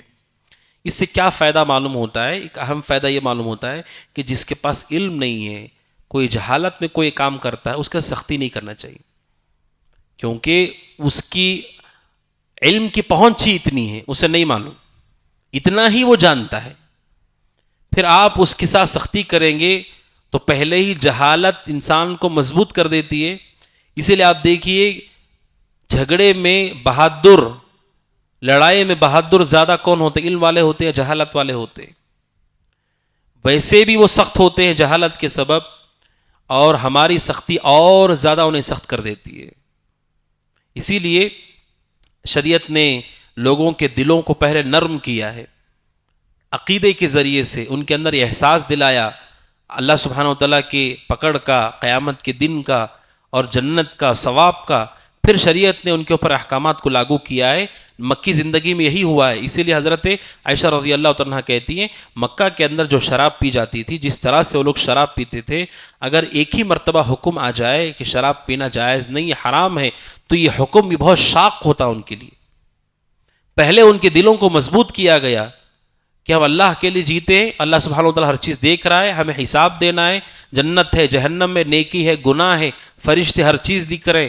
یہ ساری عقیدے کی بنیادوں کو مضبوط کیا گیا. پھر ان کے لیے یہ گناہ چھوڑنا آسان ہوا.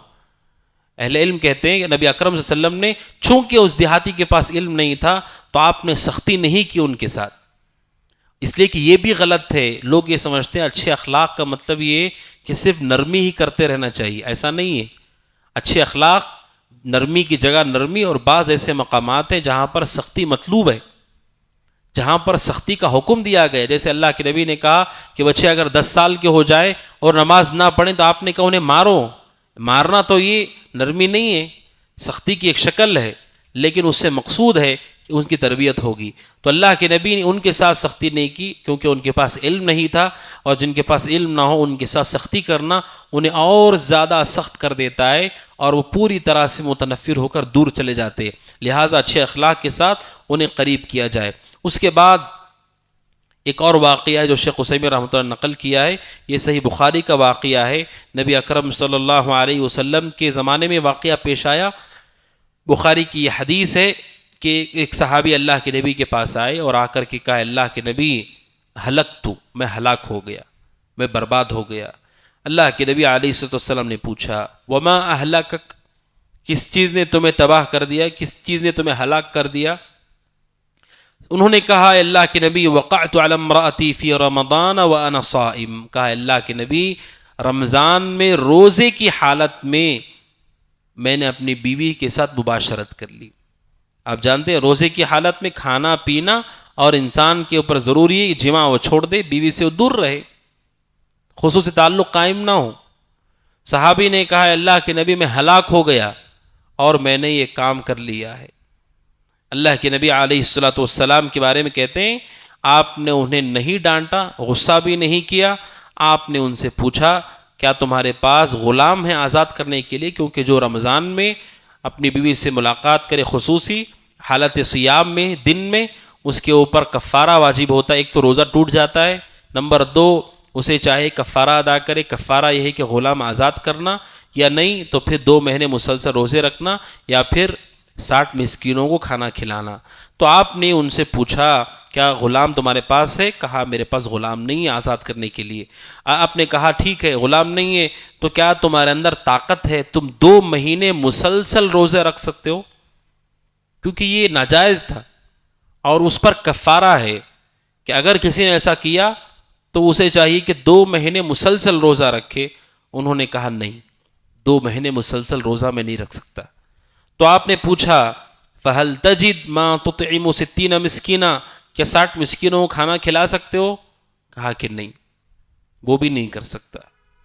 نہ غلام ہے، نہ 2 مہینے مسلسل روزہ رکھ سکتے ہیں، نہ 60 مسکینوں کو کھانا کھلا سکتے ہیں. اب کفارہ 3 میں سے کوئی ایک ہونا چاہیے، چوتھا تو کچھ نہیں ہے. تو اللہ کے نبی علیہ السلام بھی خاموش ہو گئے، وہ بھی وہیں پر بیٹھ گئے. اتنی ہی دیر اللہ کے نبی کے پاس کھجوروں سے بھرا ہوا ایک ٹوکرا لایا گیا. اللہ کے نبی علیہ السلام نے ان کا خیال کرتے ہوئے، چونکہ انہیں کفارہ دینا ہے، آپ نے کھجوروں سے بھرا ہوا وہ ٹوکرا ان کو دے دیا اور کہا جاؤ اور اسے صدقہ کر دو، 60 مسکینوں کو صدقہ کر دو. تو انہوں نے آگے ایک اور بات کہی. انہوں نے کہا اللہ کے نبی یہ جو 2 پہاڑ آپ دیکھ رہے مدینہ کے، ان 2 پہاڑوں کے بیچ میں مجھ سے بڑا فقیر کوئی نہیں ہے، مجھ سے بڑا غریب کوئی ہے ہی نہیں. اب 60 مسکینوں کھانا کھلا، 60 مسکینوں کھجوریں تقسیم کرو، اب میرے سے بڑا غریب اور فقیر کوئی ہے ہی نہیں، کسے تقسیم کروں؟ اب سوچئے، ایک تو مسئلہ، پھر مسئلے کا حل آپ نے کیا. اب وہ حل کے اندر بھی ایک مسئلہ یہ ہے کہ کسے تقسیم کروں کیونکہ مجھ سے غریب کوئی ہے ہی نہیں. تو کہتے اللہ کے نبی صلی اللہ علیہ وسلم اتنا ہنسے کہ آپ کے داڑھ نظر آنے لگے، اور ایسا بہت کم ہوا ہے کہ آپ اتنا ہنسے ہوں. اللہ کے نبی صلی اللہ علیہ وسلم اکثر صرف مسکراتے تھے، داڑھ آپ کے بہت کم مقامات پر صحابہ نے دیکھے، کم جگہوں پر آپ اتنا ہنسے ہیں. آپ کی عمومی سنت یہ ہے کہ آپ مسکراتے تھے، لیکن یہاں اللہ کے نبی اتنا ہنسے یہاں تک کہ آپ کے داڑھ نظر آنے لگے کہ ایک تو مسئلہ تھا ان کا، مسئلہ حل کیا، اور ایسا حل کیا صرف فتویٰ نہیں دیا آپ نے. آپ کسی عالم کو آ کے پوچھیں گے، عالم بولیں گے کہ یہ کرو، 60 مسکینوں کھانا کھلو اور بھیج دیں گے، وہ خود بھی چلے جائیں گے. رسول نے فتویٰ دیا اور ساتھ میں حل بھی کیا. آپ نے کھجور دے دیے ان کو. اب سوچئے اخلاق کا درجہ دیکھیے. آپ یہاں دیکھ رہے ہیں علم کے ساتھ آپ ان کو دے رہے ہیں تاکہ ان کے اوپر سے وہ بوجھ دور ہو جائے. آپ نے دے دیا. اب دینے کے بعد بھی ان کا مسئلہ یہ ہے کہ ان سے بڑا غریب کوئی ہے ہی نہیں. تو اللہ کے نبی نے کہا جاؤ تم کھاؤ، تمہارے گھر والوں کو کھلا دو. تو صحابی وہاں سے رخصت ہو گئے، خوشی خوشی رخصت ہو گئے. اس واقعے میں اللہ کے نبی علیہ السلام کے اخلاق ظاہر ہوتے ہیں کہ اللہ کے نبی صلی اللہ علیہ وسلم اپنے صحابہ کے ساتھ، ایک تو وہ دیہات کے تھے، ان کے پاس علم نہیں تھا، لیکن ان کے پاس علم تھا. ہمیں کیسے پتا چلا کہ ان کے پاس علم تھا؟ کیسے پتا چلا؟ کون بتا سکتے ہیں سوائے جنہوں نے پہلے سن لیا ہے مجھے؟ ان کو کیسے پتا چلا صحابی کو کہ انہوں نے جو رمضان میں کیا وہ غلط ہے؟ دیہاتی کو تو نہیں معلوم تھا کہ پیشاب نہیں کرنا چاہیے، لیکن میں نے کہا ان کو معلوم تھا کہ جو میں نے رمضان میں کیا وہ صحیح نہیں ہے. کیسے معلوم ہوا؟ ہمیں کیسے معلوم ہوا ہے؟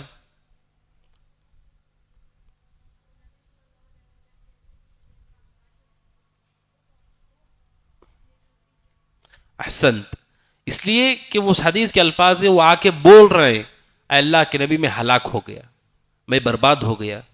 اس کا مطلب انہیں معلوم ہے کہ انہوں نے جو کیا وہ کیا ہے، وہ صحیح نہیں ہے. یعنی ان کو معلوم تھا. دیہاتی کو تو نہیں معلوم تھا پیشاب نہیں کرنا چاہیے، ان کو معلوم تھا. لیکن پھر بھی اللہ کے نبی صلی اللہ علیہ وسلم نے انہیں کوئی غصہ نہیں کیا، ڈانٹا نہیں. کیوں ایسا کیا آپ نے؟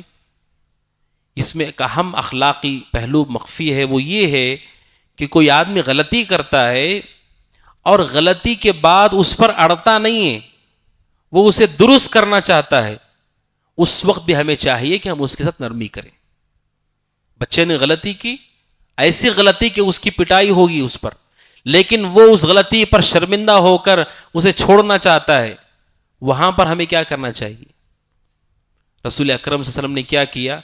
اس لیے کہ وہ آئے رسول کے پاس، ایسا نہیں کہ گھر میں رہ گئے، وہ آئے اور آ کے بولا کہ میں ہلاک ہو گیا، میرے سے یہ غلطی ہوئی ہے. جب انہوں نے اعتراف کر لیا اور رجوع کیا ہے اللہ سبحانہ و تعالیٰ کی طرف، تو اللہ کے نبی نے بھی ان کے ساتھ یہ نرمی کا معاملہ کیا، اور آپ علیہ الصلوۃ والسلام نے انہیں کوئی ڈانٹ ڈپٹ اور کوئی غصہ اللہ کے نبی علیہ الصلوۃ والسلام نے ان کے ساتھ نہیں کیا، تاکہ ان کا رجوع ہونا، ان کا توبہ کرنا ان کے لیے آسانی ہو اس میں. اس لیے کہ وہ بھی مشکل ہے اور اس کے اوپر سختی بھی کریں وہ بھی اور مشکل ہو جائے گا. تو یہ نبی اکرم صلی اللہ علیہ وسلم کے اخلاق پر بہت واضح ایک حدیث تھی جو شیخ ابن عثیمین رحمۃ اللہ علیہ نے بیان کی. اس حدیث میں ایک اور اہم پہلو بھی ہے. وہ اہم پہلو یہ ہے کہ بسا اوقات انسان کو صرف علم کی ضرورت نہیں ہوتی ہے، علم کے ساتھ تعاون کی ضرورت ہوتی ہے. یہ اخلاقی پہلو ہمیں معلوم ہونا چاہیے. کوئی آدمی فون کر رہا ہے اور فون کر کے بتاتا ہے کہ گھر میں کوئی بیمار ہے، سخت بیمار ہے، وہ صرف اطلاع نہیں ہے، وہ بتانا بھی مقصود ہے کہ انہیں ضرورت ہے، گھر میں پریشانی ہے.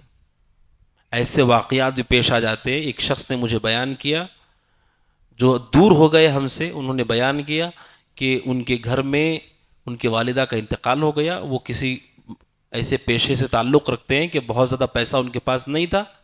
ہمارے بعض احباب، یعنی کسی شہر کے، اس شہر کے نہیں، کسی شہر کے احباب ان کے گھر گئے، ان کے والدہ کی انتقال پہ دعا دی کہ اللہ ان کی مغفرت فرمائے وغیرہ، اور واپس آ گئے. اور کسی نے نہیں پوچھا کہ آپ تجہیز و تکفین کیسے کر رہے ہیں. اور وہ شخص سنت میں داخل ہو گیا، توحید میں داخل ہو گیا، خاندان والے بھی ساتھ نہیں ہیں. جب خاندان ساتھ نہیں ہے تو کون ساتھ ہوں گے ان کے؟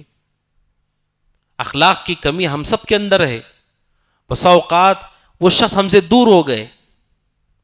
جب میں نے ملاقات کر کے پوچھا، انہوں نے کہا کہ وہ واقعہ میں بھول نہیں سکتا کہ میرے والدہ کا میت گھر میں رکھی ہوئی، میرے پاس پیسہ نہیں ہے، اور لوگ آ کر کے دعا کر کر کے چلے گئے. اب رسول کو دیکھیے، اللہ کے نبی کے پاس بھی کھجور نہیں تھے، لیکن جیسے ہی کھجور آئے آپ نے فوراً اس صحابی کو دے دیا. اور یہی چیز آپ نے سلمان فارسی کے ساتھ بھی کی کہ ان کا جو مالک جو ان کے جن کے پاس وہ تھے خدمت کے لیے، یہودی بہت ظالم تھا. اس نے کہا سلمان اگر تمہیں آزادی چاہیے اتنے درخت تمہیں لگانے ہوں گے تبھی تمہیں آزادی ملے گی.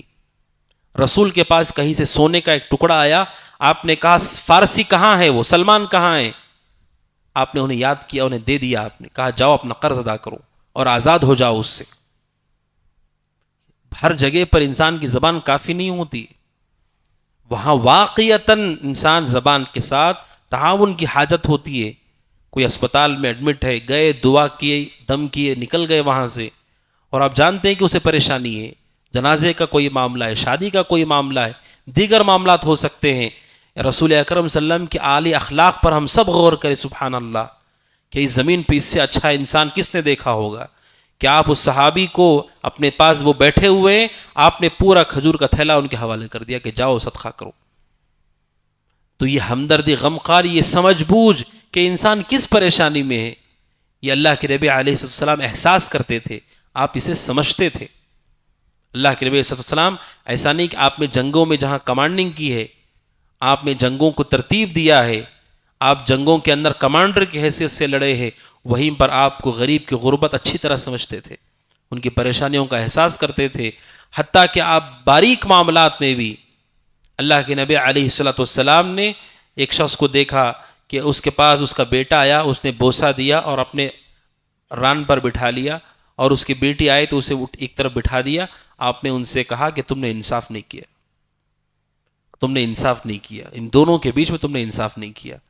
اتنے بڑے معاملات کے ساتھ ان معاملات پر بھی اللہ کے نبی علیہ السلام نے صحابہ کی تربیت کی. لہٰذا اہل علم کہتے ہیں کہ بہت سارے مقامات ایسے ہوتے ہیں جہاں پھر زبانی تسلی کافی نہیں ہوتی ہے، مشورہ کافی نہیں ہوتا ہے، واقعتاً حاجت ہوتی ہے. اس حاجت کو پورا کرنا بتاتا ہے کہ ہمارے اخلاق کس قدر اونچے ہیں، کس قدر بلند اخلاق ہیں، اور کیسے ہم ان چیزوں کو سمجھ پا رہے ہیں.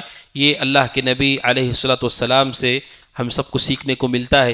اسی کے ساتھ جب اس صحابی نے کہا کہ اللہ کے نبی مجھ سے زیادہ غریب کوئی نہیں ہے، اللہ کے نبی علیہ السلام نے اس کے جواب میں اللہ کے وسلم ہنس پڑے، اور آپ نے کہا جاؤ تم کھاؤ اور اپنے گھر والوں کو کھلاؤ.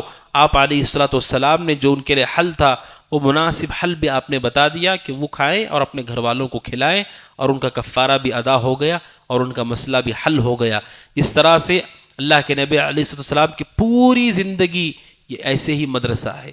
پوری زندگی یہودی آپ کے پاس آئے، آپ نے ان کے ساتھ کیا کیا، آپ کے پاس دوسرے قبیلے کے لوگ آئے، آپ نے کیا کیا، سفر میں آپ نے کیا کیا، حتیٰ کہ جب جانوروں کی کمی ہو گئی آپ نے کیا کیا، کھانا کم پڑ گیا آپ نے کیا کیا، اچانک دعوت میں زیادہ لوگ آئے آپ نے کیا کیا، مہمان آ گئے آپ نے کیا کیا. اسی لیے اہل علم کہتے ہیں اگر حقیقی معنوں میں اگر کوئی آدمی یہ جاننا چاہتا ہو، جیسا کہ حضرت عائشہ رضی اللہ تعالیٰ عنہا نے جواب دیا کہ پوچھا گیا اللہ کے نبی کے اخلاق کے بارے میں، کہ کان خلقہ القرآن، کہ اللہ کے نبی کے اخلاق قرآن ہیں. قرآن مجید میں جو چیزیں آپ پڑھتے ہیں اسی کی جیتی جاگتی تصویر اللہ کے نبی تھے علیہ السلام. اور ان ساری چیزوں کو ایک ساتھ آپ نے جمع کیا تھا، ان ساری چیزوں کو آپ نے ایک ساتھ اختیار کیا تھا.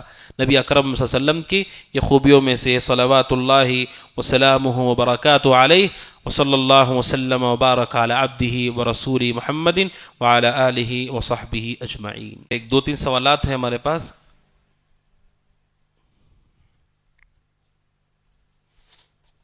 سوال یہ ہے کہ شیخ عثیمین رحمۃ اللہ علیہ نے اخلاق کیسے بہتر کیے جا سکتے ہیں، کیسے کمائے جا سکتے ہیں، اس کے 3 طریقے بتائے ہیں.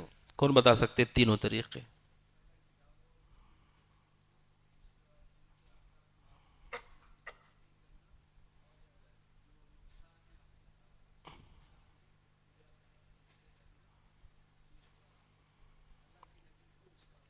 احسنت،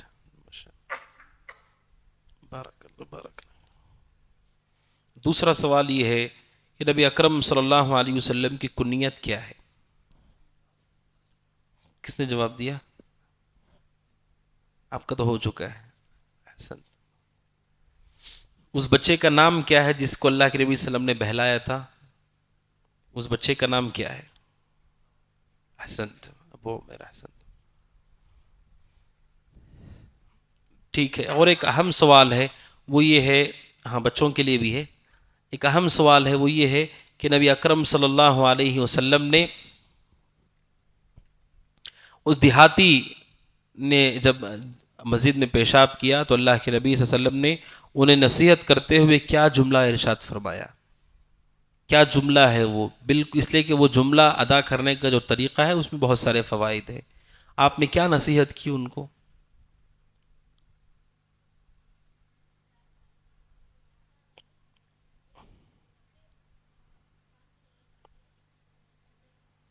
احسن. اور کیا کہا آپ نے ان کو کہ ان مسجدوں میں گندگی، اور مسجدوں میں کیا کرنا ہے؟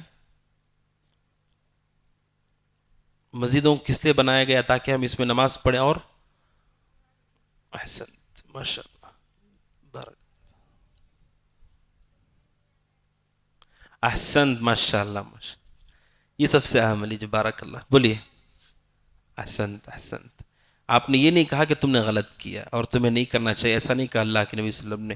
اور ایک سوال ہے جو کہ تھوڑا سا تفصیل کے ساتھ کوئی بتائے کہ اللہ کے نبی علیہ السلام نے جس صحابی نے آ کر کے اللہ کے نبی سے کہا کہ میں ہلاک ہو گیا، یہ جو حدیث ہے اس حدیث سے 3 فائدے کون بتا سکتے؟ اخلاق سے متعلق 3 فائدے کہ آپ نے ان کو، ان کے ساتھ جو کچھ معاملہ کیا آپ نے، اس سے 3 فائدے جو ہمیں سیکھنے کو ملتے ہیں وہ کیا ہے؟ احسن، احسن،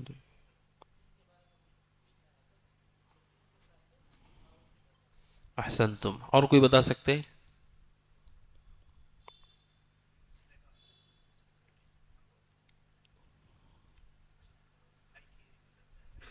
احسن. تم اور اخلاقی طور پر ایک پہلو یہ ہے کہ ہم ان کے علم کے ساتھ ان کا تعاون بھی کریں.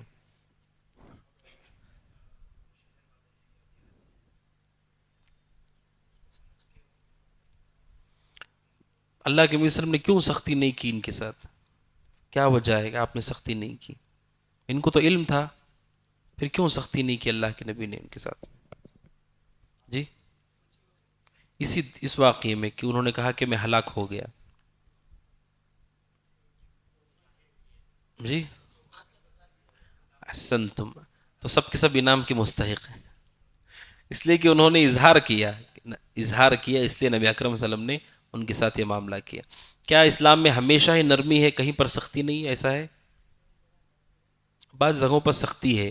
شیخ صالح فوزان حفظ اللہ کہتے ہیں اگر اسلام میں سختی نہ ہو، اگر سختی ہے ہی نہیں تو پھر جیل بنانے کی کوئی ضرورت ہے؟ اسلام میں جو سزائیں رکھی گئی ہیں وہ سزائیں کیا ہیں؟ سختی ہے وہ، لیکن وہ سختی کا مقصود ہے کہ وہ برائیاں سماج اور معاشرے سے ختم ہوں، یہ مقصود ہے. اللہ تعالی عالم.